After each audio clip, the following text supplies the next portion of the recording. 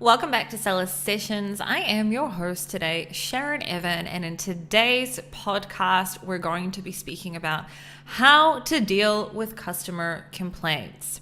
Now, I was going to be speaking about something else, and this happens really, really often when I do my own solo shows, where I go through something in that specific week, and then I scrap what I was going to do, and instead because I'm really passionate about it, because I've just gone through it, I then change the show to that. So you guys know that apart from selling my own products and having my own e-commerce businesses, I also do one-on-one coaching with others. And this specific week, I went through with one of my ongoing clients a situation where they had a customer who requested for a refund.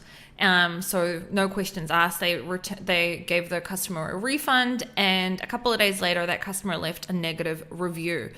And when I saw the negative review, I reached out to my clients and I said, hey, before we refunded, did we ask any questions? Did we say, of course, no problem, we'll refund you, but that we'd absolutely love feedback, because had we done that, that may have been an opportunity to then possibly also send them out a replacement, for example, or at least to know what was wrong, rather than not asking any questions at all. Now, that then inspired me to create this document for them, and then I just remade it for everyone else. I'm going to make this available to anyone that wants to download this. So the reason I want to talk about this is because we all have different approaches when it comes to dealing with customer complaints, or requesting for replacements, or requesting for refunds. And we all also sell different products with different price ranges. In this case specifically, the client's products are over $100, around $150 product. So both a customer has gone and spent quite a bit of money on this product and expects the highest quality, and they receive the highest quality. But second of all, you don't just throw refunds around easily without getting a little bit of feedback. So that's what inspired this video. So I've created a sheet which I'm going to go through. If you're listening to this on the podcast, I encourage you to find where to download this. It's going to be in the in the files section of the Amazon FBA Alphas private label domination Facebook group. I will see how I can make it downloadable for the Seller Sessions podcast as well. So how do we deal with customer complaints? So the first thing, our main goal is, if a customer has asked for a refund or for a replacement, most of the time, this means that they are unhappy with the product in some way. And our main goal is to try and make the customer as satisfied as possible where possible.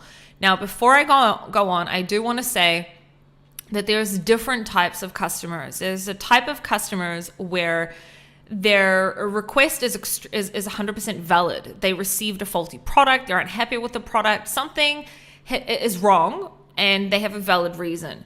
And really all they want is either their money back or a replacement.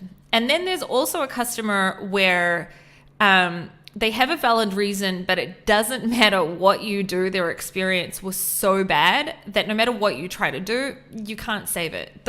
Those, in my experience specifically, types of customers are very minor compared to the ones that I was able to turn around. And I'm not only speaking about Amazon specifically, I'm speaking about my experience of selling products in general, long before even Amazon, and just also with giving service as well.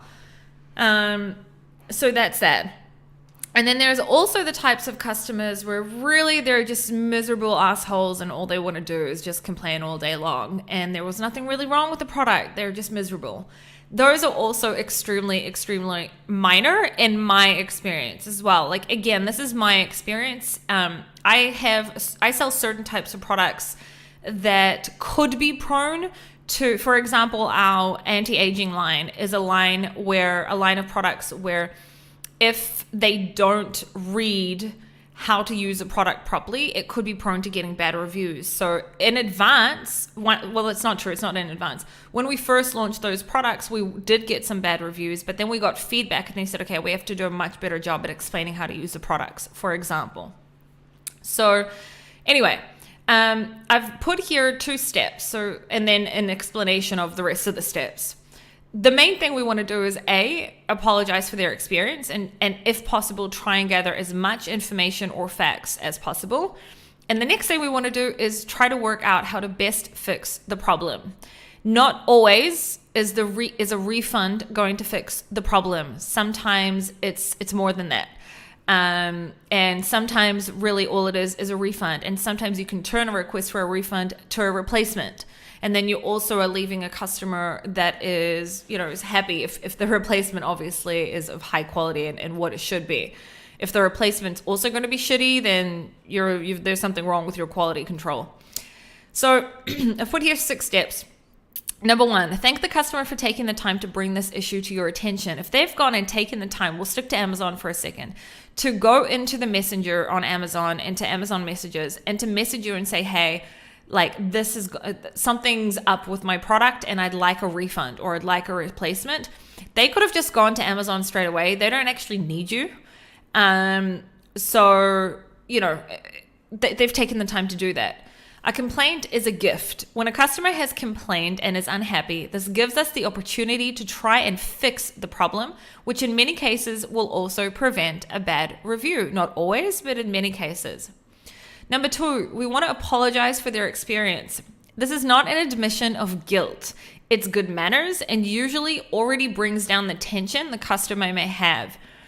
I find in my experience with working for many, many, many years, not just on Amazon, but in general, with customers when it comes to products, when I say, first of all, that I'm sorry about whatever it may be, it could be, I'm sorry that the product didn't meet your expectations. I am not admitting that my product is shit or that something's wrong with the product, but I'm using good manners and I'm bringing down that tension by the fact that they're hearing me say, I'm sorry, right? And that's something that's important. There's a lot of people, especially in entrepreneurship, that work with egos, and you can't have an ego when you're running a business. But let's just say that you do have an ego and you can't get over it. This is why I've included that here. It's not that you're admitting that something is wrong. It's that you're acknowledging that their experience wasn't good. Okay. And for that, you're sorry because they paid you money to receive something in return. We want to start with the view that the customer has a valid point and that you may be able to fix their issue and turn them into a happy customer. Yes, there are some professional complainers out there, but they are the minority. If we approach the customer as someone who is unhappy but can be happy, we will ourselves be more encouraged to approach the situation with a solution. Many, many, many times I've worked with people who the first approach is the customer must be wrong. It must be a competitor or something like that, rather than stopping for a second and say, well, wait a minute, what if the customer's right and they have a valid point? If you approach it in that way, you will also be a lot more encouraged to actually try and fix the problem. Or else if you're like, that's just, it's just like, honestly, they can go F themselves or whatever sometimes people say to me,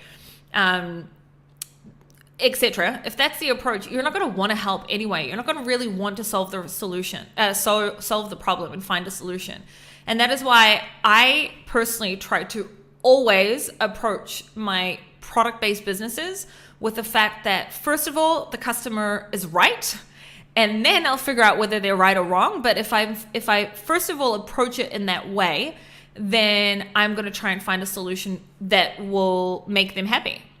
If I can. Sometimes, like I said, you can't make them happy because either their experience was so bad that it's just unfixable, which is very, very, very like minor situations in my experience. Again, if you sell high quality products, it won't happen that often. Or they're just such miserable people, which they do exist, and it doesn't matter what you do, as I said earlier. And again, that's such a small amount of people compared to the other ones that you can turn around. The next thing we want to do is we want to get the facts first where possible. Letting the customer give you all the information helps you to fully understand the situation and to offer a solution, whilst also giving you the opportunity to check your quality, packaging, procedures, etc. Where possible, I will try and get as much facts as possible. Because like I said, to me, a complaint is a gift.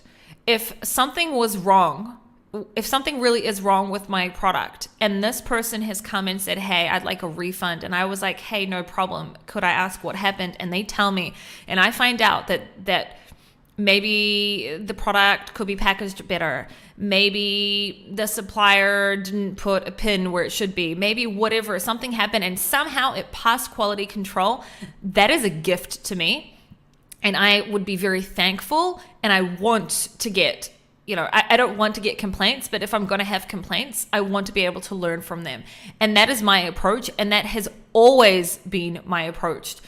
It doesn't mean that the customer is always right. It just means that I assume that the customer is always right, and then I'm going to try and fix it. And sometimes they're wrong, but I will always find a way to approach it without an ego, basically. And I'm using that word because working with so many entrepreneurs also in the last couple of years through my coaching, I've realized how many people in their product-based businesses have such a huge ego. And I'm like, dude, like these people are your customers. Without them, your business doesn't exist. And that's something you have to take into consideration. The next step is, so we went through, thank the customer for taking the time to bring this issue to your attention, apologize for the experience, start with the view that the customer has a valid point, get the facts where possible, and the next one is correct the mistake where possible. Don't leap straight into giving them something. While it's very tempting to give the customer a refund and or a replacement straight away, too often it's done instead of actually solving the problem. This can lead to more complaints about the same thing in the future because the root cause of the problem has not been fixed. Make sure that your definition of the right fix is the same as a customer's. I'll give different scenarios later, but what I mean by that is we want to correct the mistake, as soon as possible and in every single situation where possible. If a customer has received, let's just say you sell a wooden product and they receive the product and it's chipped. Okay, it got damaged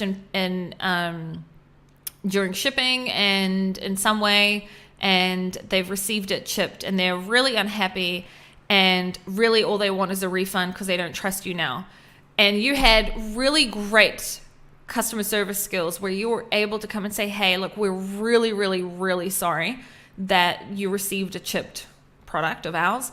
But we would absolutely love to send you a new replacement out so that you can, have a much better experience with our product and actually use this product because, they must need it if they purchased it. Are you willing to give us a chance to send you out the replacement? And of course, if you're unhappy, we'll give you a refund. And they say yes to that when in reality, all they really wanted was just a refund and they don't want a replacement. We didn't actually fix the problem. So we need to make sure that the customer actually is happy with what our definition of the right fix would be. I don't know if that was the best example, but I'm sure you guys understand what I mean. And then the next thing is we want to learn from every single complaint. Do something. Fix the process where applicable. Train staff in the issue. Eliminate the defect wherever possible, and let the complaining customer know that they have helped you to resolve a problem. They'll feel great and come back again and again, and will probably tell their friends. Now, that is what I mean by that.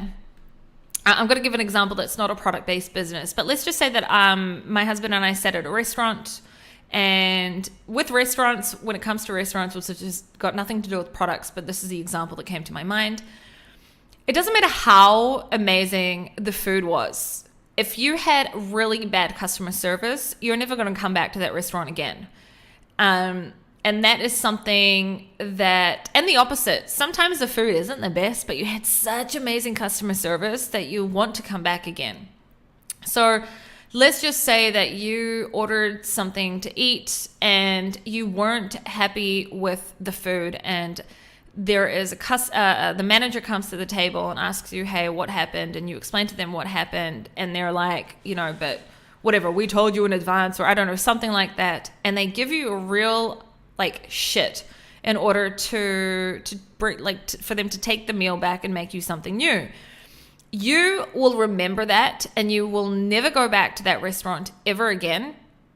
And not only that, any friend that brings it up, you'll tell them don't go there. Their customer service is terrible.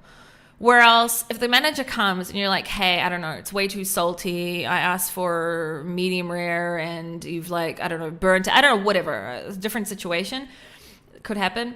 And then the manager says, hey, like, we're really sorry that this wasn't made to your experience. And by the way, my husband and I used to own a restaurant, which is why this is another experience that I have. And you say, hey, we're really sorry that, the food wasn't made the way that you expected for it to be. Let me take it back and make you a new one. Or what would you like instead? And then the next meal that they get is perfect and exactly how they wanted it. They've already forgotten that you made something that was disgusting like 5 minutes ago. I'm just said disgusting, doesn't mean it actually was. And then, and the same thing when it comes to products. If you've sent a product to someone and let's just say they're in the bundle, there's something missing and they're really angry. They feel like cheated because they've ordered this, I don't know, bundle of products from you, a product that has like one box with a whole bunch of different things on it. And there's one thing missing and they feel cheated and they're really, really angry and they're ready to leave a bad review. And you come back and say, hey, I'm really, really sorry. This must have somehow happened. And we're definitely going to take this seriously. And we're going to go check all our boxes and make sure no one else goes through. Thank you so much for helping us and bringing this to our attention. Let me send out 2 units to you of this missing product. And thanks again for bringing it to our attention and giving us the opportunity to fix the problem. Sorry. Then, they're going to most of the time they're going to forget that they even had the missing product in their bundle. So, yeah. And then the last thing is we always want to respond. I feel like I had 7 twice here. No, okay. We always want to respond. You never want to if someone's just asking for a refund, in my opinion, the right thing to do is not just refund them and not ask anything. Where possible, if you can, if you feel that it's, and it's hard, especially because I come with experience. If you don't really have experience in this, it's like, well, when do you know if we can take it that step further to get an answer? But almost like 99.9% of the time, you want to respond and make sure that every single one of the complaints gets a rapid and appropriate response and is offered a solution plus facts are gathered. So just sending out a refund without even acknowledging the fact that you received this email or whatever it may be from the person, even if they want the refund, that's not good customer service. You want to come and say, hey, thank you so much for emailing us and bring this to our attention. We've put through the refund and whatever else suits that specific scenario. So I have created some SOPs for how I handle different types of complaints or scenarios. And this is a part where I said that if you're listening to this on the podcast and you want to find this to download it, then I encourage you to. So scenario, the customer has purchased through Amazon and has emailed through Amazon Messenger asking for a refund with no reason why. It could be something like, hi, I received this product and I'd like a refund. Okay, I've gotten many of those. Not many, but I've gotten a good amount of those where there's no reason why. It's just like, hi, I'd just like a refund. And I'm like, but why do you want a refund? Right? I need to know why. I'll still give them the refund, but I need to understand what's wrong. Negotiation on the refund. Ideal scenario, but not always the right answer. This is how I would write back to them. And these are like my actual SOPs. Dear customer name. So dear Sharon. Dear Bob. My name is Sharon and I'm a customer service representative at brand name. Thank you for reaching out to us to request a refund. As our customer satisfaction is our top priority and we strive to create durable quality products, we would appreciate any feedback you may have in letting us know what specific issues you have encountered. The reason I'm asking for more information is so that we can improve and see if there is anything we can do to make sure our products are meeting your expectations. If not, I'll be happy to issue you a refund regardless. Thank you again for reaching out, and I look forward to hearing from you. In this scenario, I haven't refunded them yet. Now, sometimes I will refund them straight away. It depends on the kind of email they've written. And sometimes I won't refund them until they answer this. It depends. It's very, very situation specific. And many, many, many times they'll say, I just want a refund, and they'll send a photo, let's just say, of a broken product. And then I will refund them. And then I'll say, thank you so much for sending me this image, and I'll ask questions about it. And then I'll see if I can send them a replacement. Even though I sent them a refund, I want to see, can I also send them a replacement? Now, if you're selling like $5,000 jewelry, like this is not applicable to you. I'm talking about where it makes sense. I'm so sorry, I have a little cough going on here. I'm talking about where it makes sense, okay? Like use logic in this. That's one scenario. The second scenario is accepting the refund request because of the type of email that you've received. Maybe it's like, your products are so shit and I want a refund. Okay, so they said your products are so shit and I want a refund. They're really pissed off and I don't really want to start negotiating with them right now. So I may reply something like this. Dear Bob, my name is Sharon, and I'm a customer service representative at brand name. Thank you for reaching out to us to request a refund on your purchase of our product name. I've gone ahead and put through the refund request and you should see it in your account shortly. Our customer satisfaction is our top priority and we strive to create durable quality products. We would appreciate any feedback that you may have in letting us know what specific issue you have encountered. If there is room for improvement, we absolutely would love to hear about it. Sometimes, probably about 30% of the time, they will answer back and say thank you for the refund and tell you what was wrong. And 70% of the time, you won't hear anything back. But that 30% is worth me still writing this. Now, let's say that the customer has answered with a reason why they want a refund, okay? And and it's totally valid. They received, let's just say I sell a 4-pack of a specific product and they only received 3 units. Or let's just say they received the product broken. Or let's just say there is a missing component or the product isn't functioning properly. That is a valid reason for them to get a refund. So my answer would be, thank you very much for taking the time to provide us with feedback on your experience with our product name. Firstly, we've taken care of the refund and are very sorry for the inconvenience and the fact that you received a faulty, in this case, it was a type of board. So let's just say a faulty product. We would love the opportunity to make this right and would like to send you out a new board because the product itself was board. I forgot to change that. Free of charge. I will personally oversee the replacement board being sent to you. So instead of board, we're going to look at it as product name. Okay, I just missed that here. When this specific SOP was for a specific type of board, let's just say as an example, like a skateboard, only not. So it would be, firstly, we have taken care of the refund and we're very sorry for the inconvenience and the fact that you received a faulty product name. We would love the opportunity to make this right and would like to send you out a new product name for free of charge. I will personally oversee the replacement of the product name being sent. If you agree to receive the new product name, please send us through your mailing address so that I can take care of this today for you. I hope to hear from you soon, etc. Why am I giving them a free product plus a replacement? Because if let's just say in this case, I sell a very specific type of board and they received a faulty one, I want to still give them the refund back because they've had a terrible experience, but I actually also want to send them out a replacement as well on top of that, because if I'm able to send them out this one product that is actually, and let's just say maybe sometimes I'm going to be able to oversee it, and if it's coming from Amazon, I'm not, but I was able to send them out a new product and they're happy with that product, they may come back and buy from me again. Or at least they may go back and leave a 5-star review. And if they've left a 1-star review already, they may go and change that 1-star review to a 5-star review because now they've received how the product should be, not a faulty product. Or let's just say they may tell other people in their community about it, right? So it's worth me losing, okay, I'm going to use the word losing, money on that specific order in order to make sure that customer receives a really, the highest quality product that they should receive and they're happy. Let's say the customer does not answer within 5 days. I'm going to the first email that I spoke about. Okay, I'm going to, where is it? customer, hold on. Okay. I'm going to proceed with the refund and email them the following. Dear customer name, as we did not receive any feedback from you from our last email, we have proceeded with the refund as requested.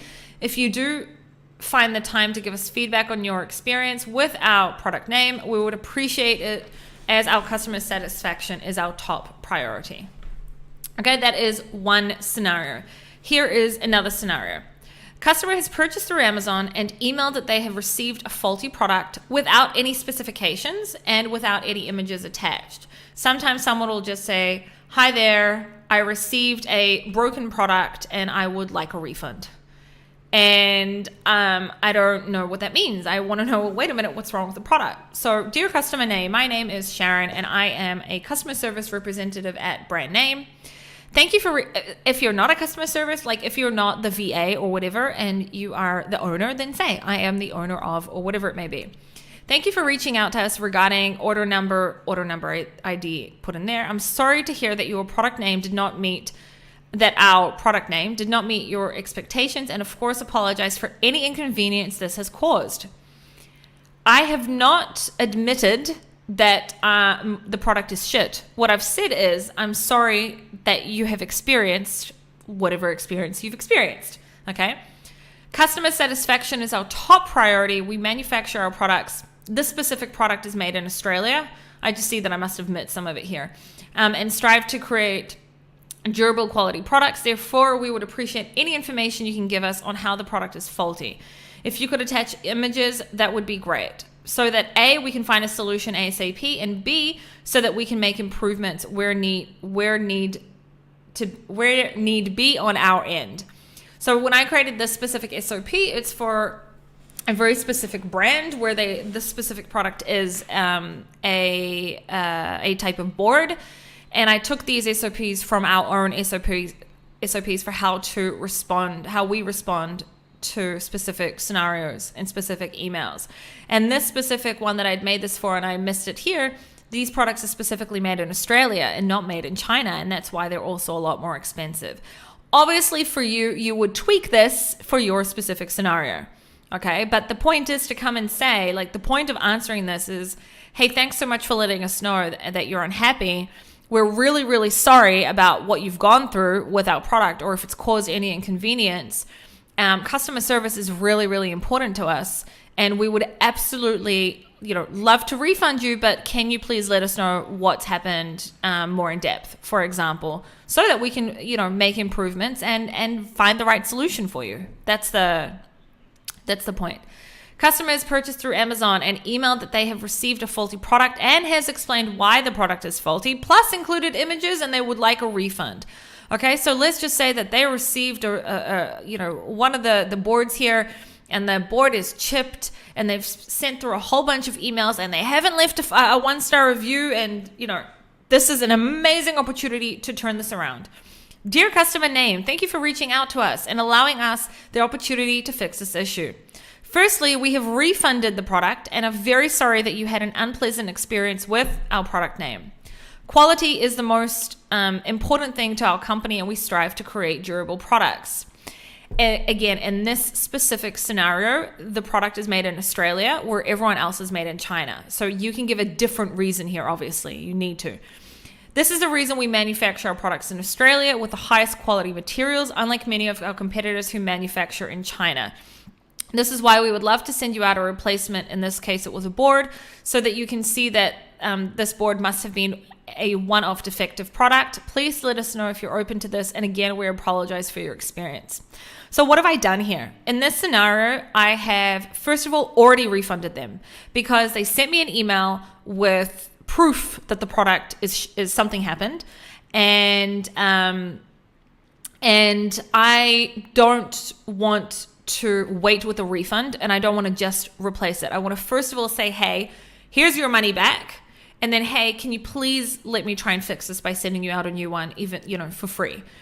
Now, instead of saying, quality is the most important thing to us, we strive to create durable products, blah, blah, blah. The reason we manufacture in Australia, which most of you probably don't, then find whatever reason, hey, like quality is really important to us and we strive to create durable products. This is the reason that blah, blah, blah, blah, blah, what makes sense for you. Replace that so it makes sense for your specific scenario. Scenario: customer has purchased through Amazon and emailed that they have received a faulty product and has explained why the product is faulty and included images, but has not asked for a refund or a replacement.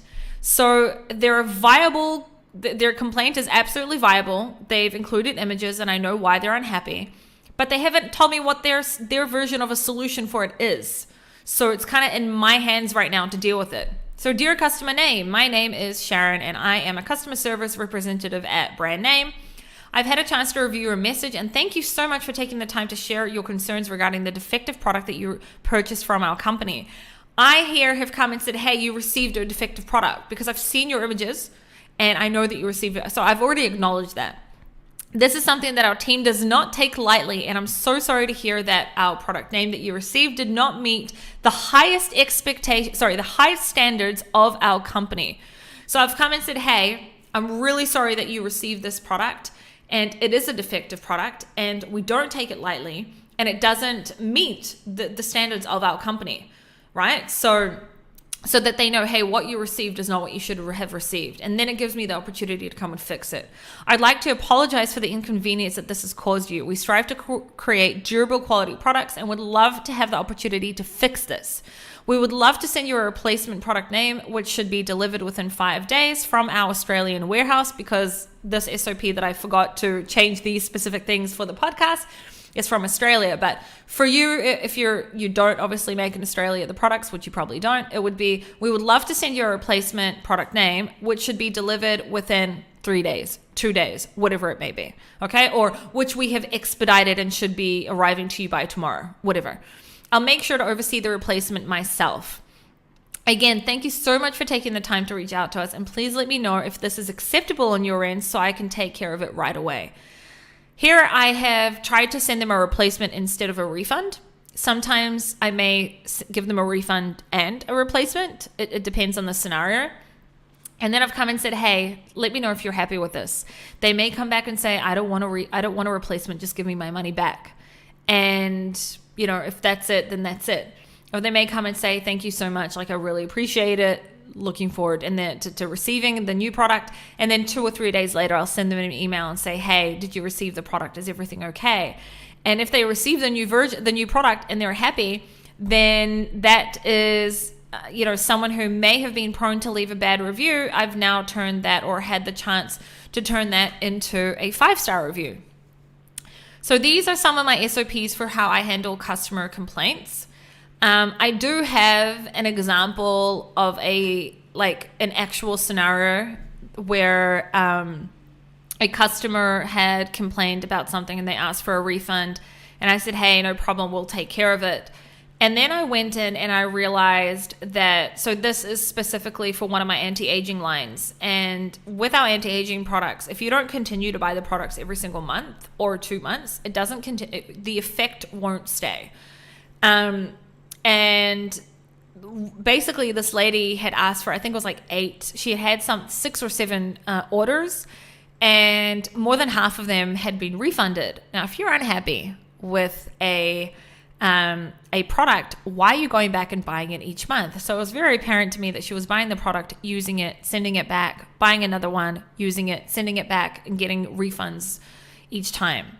Now, I had already said to her, hey, no problem, we'll arrange a refund. And only then did I see that she continues to buy and return. I could have attacked her at that stage and been like, I know that you're doing this. It's against Amazon terms of service. You're not allowed to do this, blah, blah, blah, blah, blah, whatever. Instead, I said, hey, I wasn't able to put the refund through yet. You're going to need to approach Amazon on this one. But if you have any issues, please let me know. Hey, just so you know, there weren't so many heys. It was way more professional. It's just not in front of me right now, so I can't remember. I realized that you've had 6 different orders, and I can't remember exactly, so I'm going to make the numbers up. And 5 of them were refunded. And I'd love to understand, if you're unhappy with the products, like why you're asking for refunds.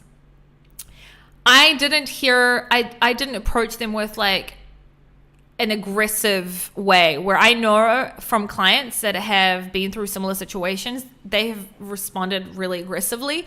And that's why I want to like bring this example up for myself. I'm not here to point the finger and like be like no and go, attack the buyer. And I'm not here to try and change them. I just don't want them to. I want them to understand. I know that what you're doing, and if you continue to do this, like, it will be taken care of, and please stop. But to do it in a nice way, if it makes sense. In this specific scenario, it made sense. So the woman answered back and said, what? Like, she'd never asked for refunds, etc. So I sent her through every single order number that I can see and say, these were the ones that were refunded. I'm just letting you know that I've brought this to Amazon's attention because I'd like for them to investigate it, since you said that you didn't actually ask for those refunds. I have put through the refund, and I hope that the solution will satisfy you, or something like that. And then she continued purchasing and didn't refund again. So that's a scenario where the customer was in the wrong, and they were basically, trying to manipulate the system.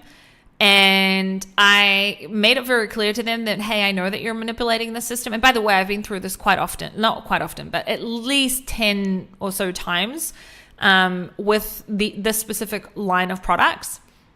So the way that I handled it was, hey, I know that what you're doing is wrong, and I need you to know that I know. And not only that, now Amazon's going to know, and if you continue doing it, like, there's going to be consequences, but hey, I still gave you back the refund. I hope that, you'll be satisfied from here onwards. And she continued buying and hasn't asked for refunds.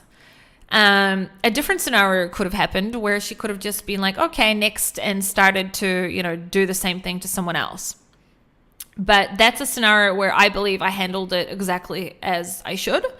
If I had a physical store and the customer kept coming in, I probably would have acted differently. Because it was online, for me specifically, it was easier to not try and attack them, but to try and be like, hey, in a nice, if they were in front of me, they would have seen like this fake smile, being like, hey, like, I know that you keep doing this, and be careful, type of situation.